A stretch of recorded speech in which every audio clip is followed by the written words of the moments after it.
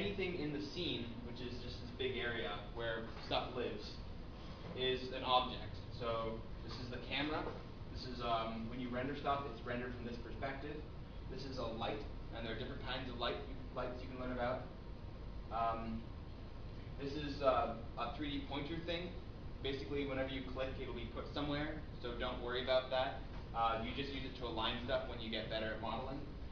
And this is something I was just doodling with before we began. This is an object, and then the actual polygons that put it together are referred to as a mesh collectively. So this is a mesh. Inside the mesh, there are vertices, right? This is a single vertex. There are edges. And you can go, these are selection modes down here. I'll teach you about that later when you guys are ready. They allow you to select in different modes. So edges connect to vertices, and faces. Faces are comprised of 3 or more, they're basically a plane over 3 or more vertices.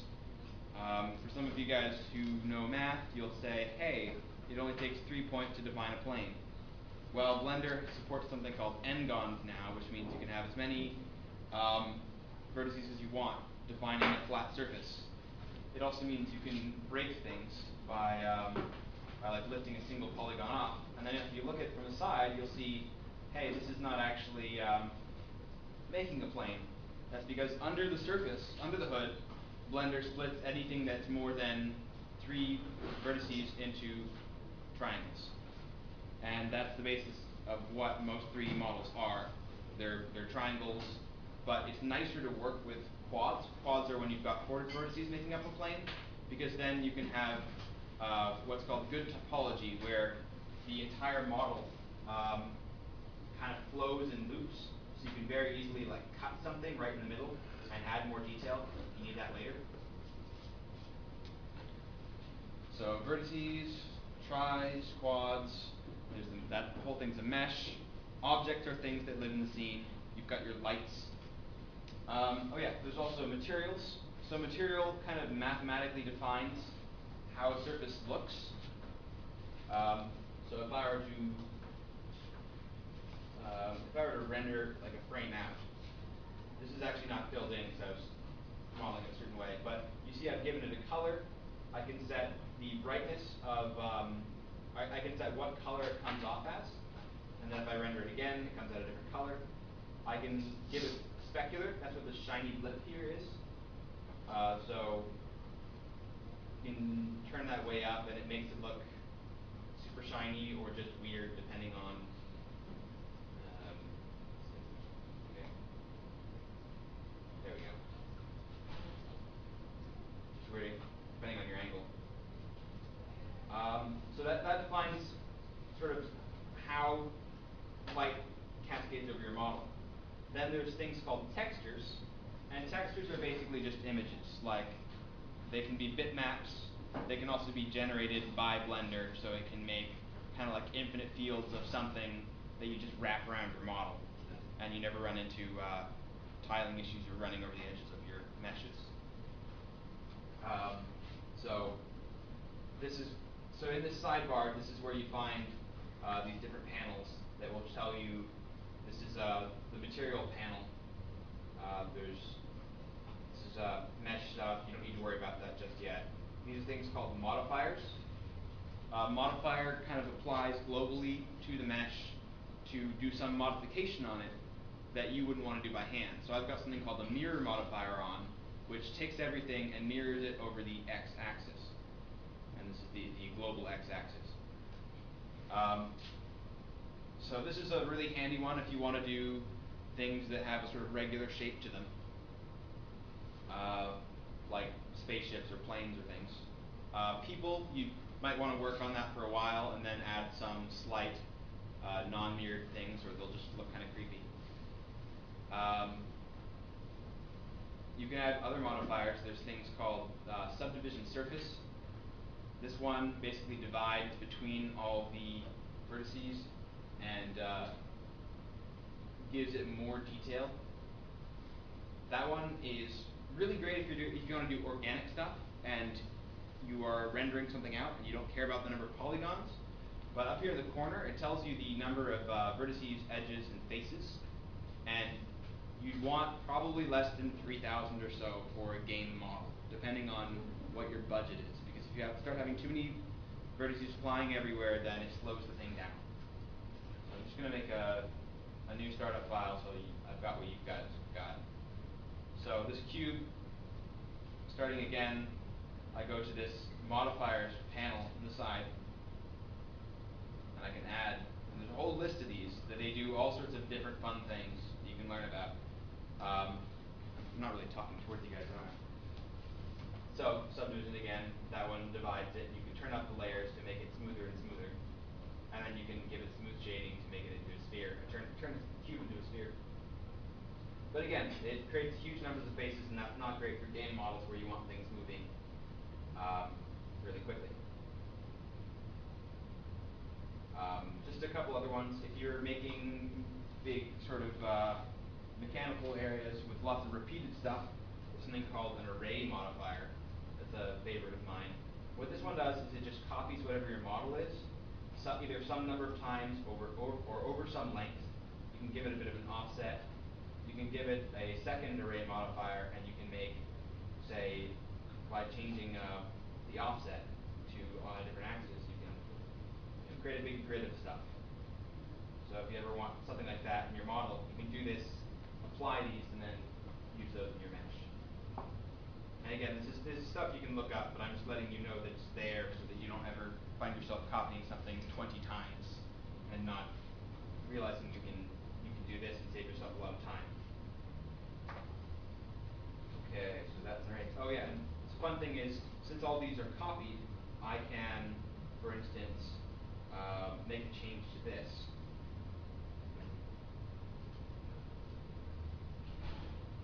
And it adjusts and copies to all of them.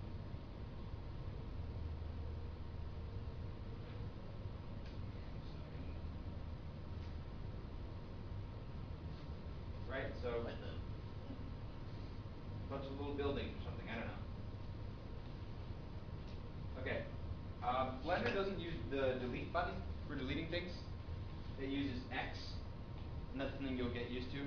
Actually, it's something you'll find really helpful because delete is a big inviting button that you don't want to hit, and X is a smaller button that's harder to hit on accident. So now I don't have a cube. I'm assuming, do people have Blender installed, the people who are actually wanting to learn this? Okay. So I'm going to show you how to add stuff to the scene. It's pretty simple. There's this add thing up in the corner. This is one way. But say you're really lazy, you don't want to move your mouse all the way up there. You can also hold Shift and tap A. So most of the shortcuts in Blender are based on the word that you use to describe what you're doing. So Shift A for add. So you can add back in a cube, or you could delete that with X. Add that back in with add in a plane. I think I can actually turn on screencasting tools.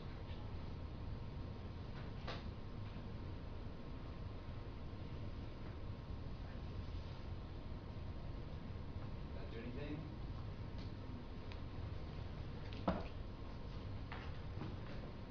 Would it be helpful if I had up on the screen, if I had it display the keys I was pressing? Yeah. Okay, I could, maybe someone could Google that for me, or I could see how I enable that. Okay, and then I find that under where?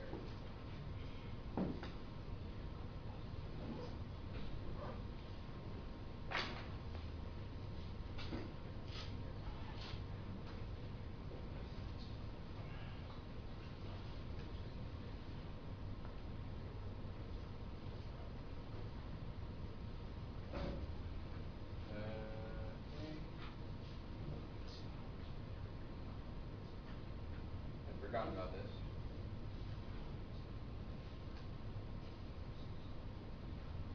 So,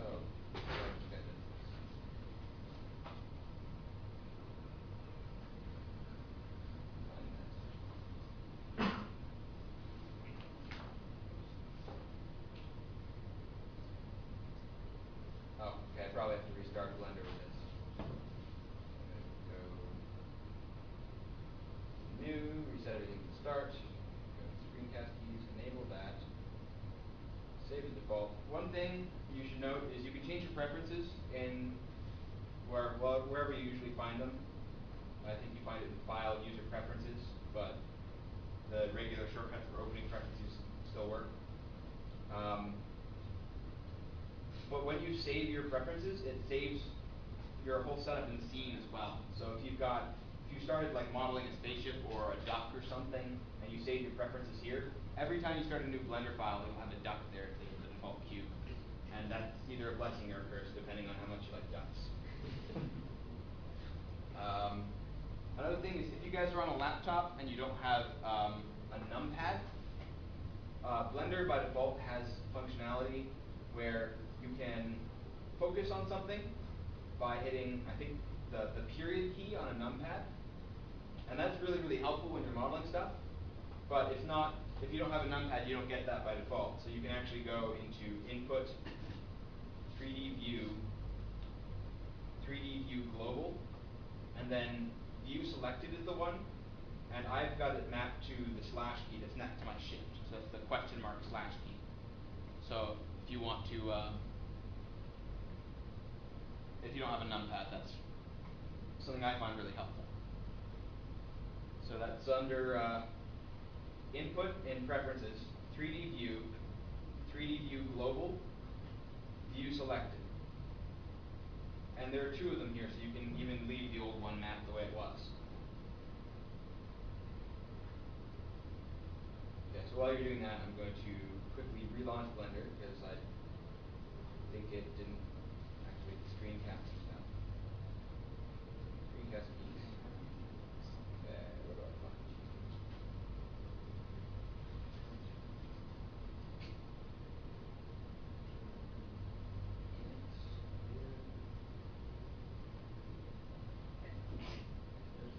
I heard I want to read.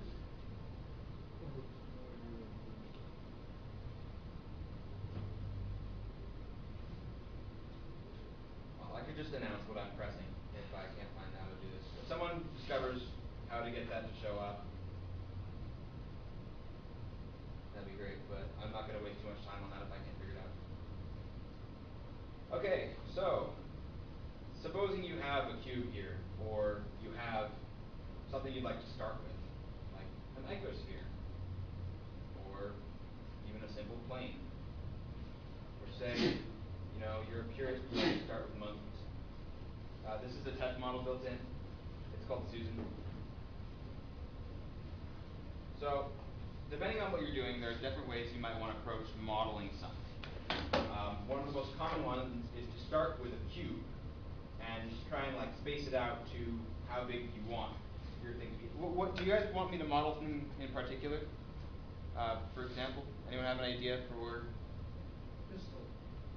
A pistol? Let's veer away from weapons. A hoe. A what? A hoe. A hoe like the tool? Okay. Gardening hoe. Okay, so like the tool. So a hoe's got a long cylindrical section that you grip so that you can do your gardening work.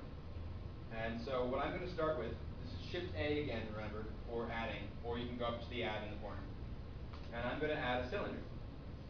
And let's assume that we want to use this in a game. Well, you notice there's a number of vertices in here. If I go into wireframe mode, that Z, for anyone who's wondering, that's really helpful if you want to kind of see through your model.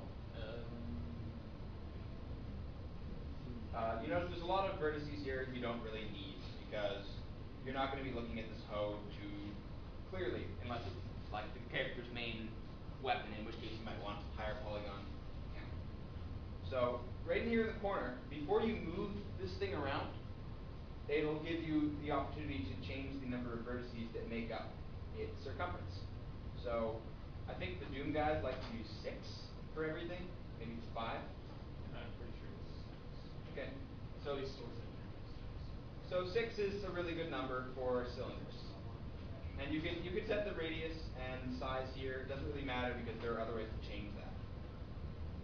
So then you'll notice if I move this, okay, that used to disappear, but I guess they fixed that.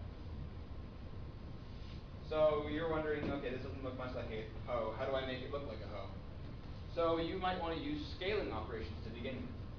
So to start, right now I'm in something called object mode. Object mode lets you see the objects and select them. The objects in your scene and move them around. How do you get object mode? It's in it by default. And then hitting tab will switch you to edit mode. Right, and you can also switch to various modes with this little thing in the bottom. Guys, please let me know if you're getting lost, if you want me to repeat things, or if I'm going too slowly. How do you control the camera? How do you control the camera? You mean oh, sorry, I didn't explain that. Okay, Tap- middle mouse button controls your rotation. If you've got a 3-button mouse, I think I asked people to bring 3-button mouse if they could. Nice. There are also other ways you can do it. If you've got a Mac, I think they use you can use multi-touch gestures to do it now. You can also remap some keys to your rotation. If you've got a numpad, you can rotate using the num keys. So you can enable something called numpad emulation if you don't have one, which will let your number keys act like a numpad. It's not super intuitive, but it gets the job done. So things on the number pad include you can jump to different views, and I'll let you guys experiment with that. You can also switch to non-perspective viewing mode, where basically rays never converge. I'm not going to spend a long time explaining that. But so if you've got a mouse, middle mouse button is rotate. How do you center the object? Okay, I was showing people that earlier. If you've got a numpad, it's numpad period. No, it's move the object into the center. Okay, yeah, I'm going to go over moving and scaling right now. So, like I said, doing different operations like to start with the letter of the word. So, in this case, moving an object is grab. Just remember grab. So you hit G, and then it's like it kind of sticks the object to your mouse, and you can move it where you want, and you click to put it down. And you can Command Z that, or Control Z, and reset it. But grab and move stuff around. How do you select specifically like a point or other objects? Okay, other objects, you just right click on it. Right click, okay. Single clicking sets your, or regular clicking sets your 3D pointer. And I'll get to that later. But that's just really useful if you want to, for instance, I can like move things to that cursor, and it's just helpful. I use it kind of like a variable. You can just, to align things up. So when I select it, I only select the point. I'm trying to like drag it to select the object. No, you don't box select things. You select single items, and if you want to select multiple items, you hit the V key for box select, and then you do primary drag around the object you want to select. You can also select multiple by holding shift, but that's not going to be helpful to you yet until you know what you can do when you've got stuff selected. So this grabbing operation is nice, but it's not super precise. Fortunately, you can restrict the movement to certain axes. So if you hit, for instance, hit G key and then you've got it grabbed, and then you hit the Z key, that constrains the movement to the Z axis. And this is one of those things that you're going to just come to love about Blender. You can constrain it to the X axis by hitting X, the Y axis by hitting Y, and if you hit X twice, then it gives you local X. So there's a global X, which is the X axis in the entire scene, and then different objects have their own axes, which are by default aligned up with the scene. But if you rotate the object, their axes change. But that can be really useful. So say I've got this rotated. I bet you guys can guess what key I hit to do that. R, yeah. So R and I clicked. So if I grab this on the X axis now, it moves still along this red line. But if I hit X again, then it's on its own X axis. So it's really useful if you've got, say, like a bullet in motion that you're animating. Then you can move it along its path by hitting the Z axis twice. You can also constrain to multiple axes by hitting Shift and then the axis you don't want it to travel on. So if I want to move this, but I only want it to stay at the same height, I do Shift Z. So housekeeping note, Blender uses Z as the vertical axis. I know some of you are used to using Y from just math in general. Just, you can either get used to Z, or I think you can flip it around in the preferences. Some things like Unity use different axes because they want to make your life hard. But just get used to Z as vertical. I think that's how it works in most cases. When you look at a sheet of paper, X and Y are like, they're on the flat. So Shift Z says move it on everything except Z. So you hold Shift and you tap Z, and this means I can put it anywhere, and I can check it later. And hold on, and look, it's still on the same line. So let me just move that back to center. Okay, and you saw if you get off center, if you've got the numpad period, you can use that to zip to your object. But I showed you guys how to set the hotkey. If you're having, I keep on grabbing the vertices rather than the actual object. that means you're in edit mode. So I would recommend hitting escape just to make sure you don't have anything, no grabs activated, and then hit tab to switch to object mode. You can also switch by clicking this thing at the bottom. And I'm going to get into edit mode really quick. So now that you know how to move something, and holding Shift and the middle mouse button, hands. Scroll wheel is zooming, and there are other movement controls, but the primary ones I use are middle mouse button for moving around things, Shift and middle mouse for moving. And then usually just the primary mouse click and secondary mouse click are just for manipulating objects. And there I just hit my slash hotkey that allows me to center my view on that object again. So now that we know how to grab things, and we know how to scale things, right? I said, okay, scale is for size, right? So you can scale along a certain axis, right? So if I want to make a really tall hoe, I go scale Z, and then it's only changing the size based on the Z axis, and I can make a long skinny hoe. And by default, I think these spaces are meters. So if you are exporting it to another tool, if you try and scale things so that they're roughly the right size, then it helps you not have to resize it in whatever other tool you use. And there's a way to apply scaling operations later so that it actually keeps that property. So you'll notice, I just opened this little side bar thing here, which you can get by hitting the plus thing. You can also drag it out of the way if you don't want it. You can also open those with N and T. And those are just really hard to remember. You just get into that by practice, but you can look that up later. I mean, you can always just do it mechanically by opening and closing that.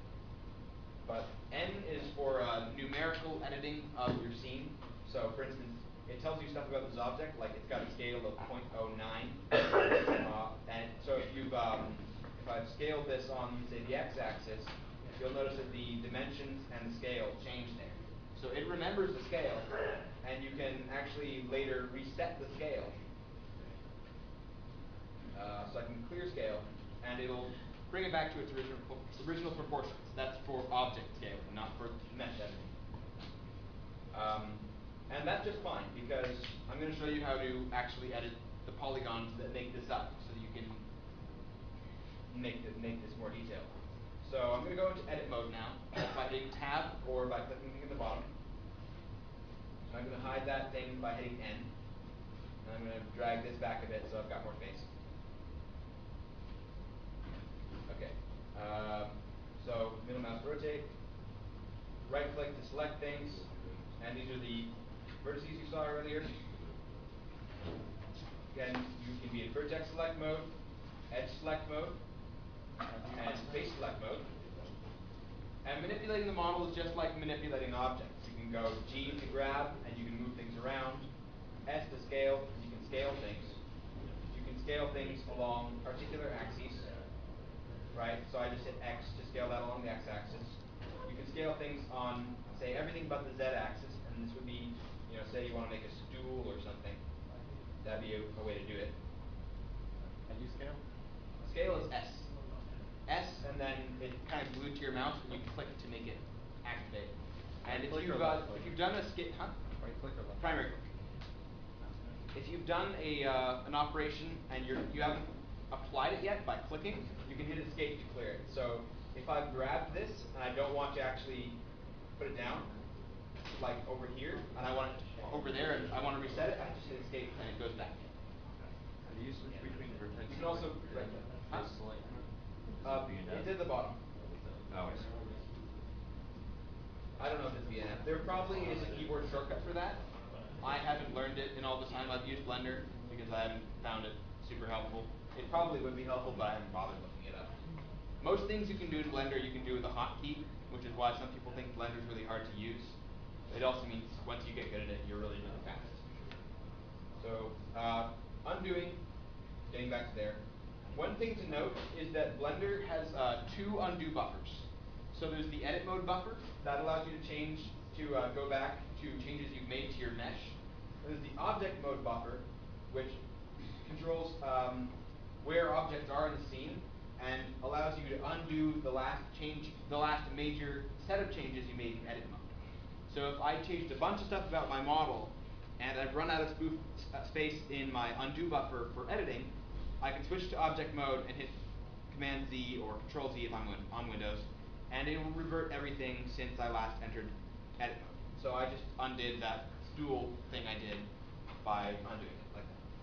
So I'm going back to edit mode with the tab, and I'm going to start working on this hoe. So to start, I want to make a kind of skinny pole that will define the handle. So I'm going to scale this Shift Z, or scale, which is S, Shift Z for everything but the Z axis, and then you move them out to control how much you want the operation to go. And so this looks skinny enough. And so that looks like the beginnings of a. So I'm going to go to the bottom here, and I'm selecting a polygon with my right click, and I'm zipping over to it using the slash key I set earlier, or if you've got a numpad, hit period. Let me know if I've repeated these too many times. I'm just trying to make sure you get this. So I've grabbed the bottom of this, and I'm going to extend that a bit until this looks like the right length. So I'm pretty sure hose look like they've got a kind of a weird flat thing that comes off the end here. So I'm going to go ahead and show you how to model that. There are two main ways people model things. There's extrusion modeling, and then there's this other way where you kind of take the basic bits and tie them together. I'm going to start with extrusion. So extruding means you basically take a face and you extend it outwards in some direction. So I hit E key for extrude, and then Edit? huh? Is this an edit? This is in edit mode. Okay. How do I move the camera like? Where you are, or the rendering camera? Where I am. Okay, middle mouse button is to rotate. Hold shift and middle mouse button to pan. And There then we go. scrolling zooms. There we I go. duplicated That's my far object better. Well, you can delete it with X. Now it's deleted. Well, Shift A to add something new. Okay, so you can extrude, and what extruding does is it creates another face on top, and then it grabs it immediately. And so because it's done a grab operation, you can hit X, and you can extrude along, say, the X-axis. But if you just hit escape, then it doesn't even move at all. And that's actually really helpful if you want to, say, extrude something, and then you scale it downwards, and then you can have it sort of bevel inwards. There is an actual bevel modifier you can use, but this is another way to get a sort of bevel effect. So I'm just going to undo that. So what I want to do is kind of the opposite of that. I want to grab this top face. I can do that by holding shift and selecting each of these polygons, each of these vertices individually, or I can go to face select mode and just select the face. Face select is at the bottom. So if I extrude, and then hit escape to say I don't want to move that face, and then I scale with S, I can scale that out a bit. Right, so this is going to be the top of the hoe where presumably the wood handle ends and the metal tool head begins. So I I've scaled this sort of umbrella portion out of it. I keep pointing at my screen and I realize you guys can't see that. And then I'm going to extrude again, and it's going to begin to define the metal tool area. You can model this actually as two separate objects, but I find for discrete parts that don't move against each other, it's just easiest to model as one big piece.